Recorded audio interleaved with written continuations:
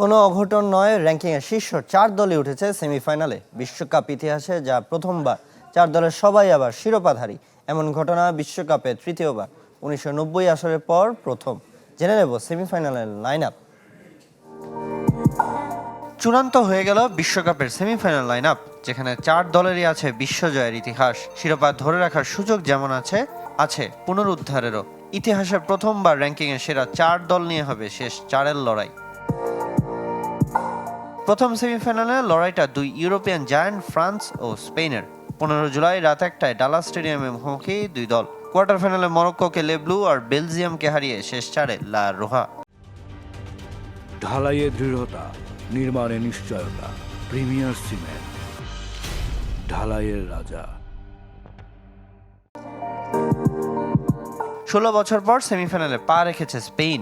সামনে বড় বাধা দুরন্ত গতিতে ছুটে চলা ফ্রান্স, যারা টানা ৩ বিশ্বকাপ ফাইনাল উঠতে মরিয়া।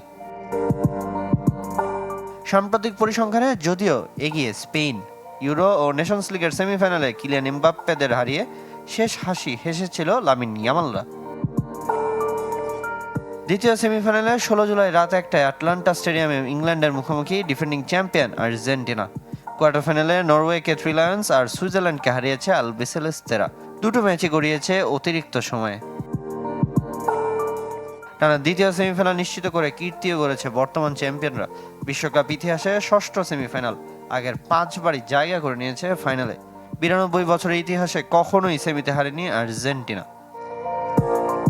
সামিন ইয়াসার, চ্যানেল 24।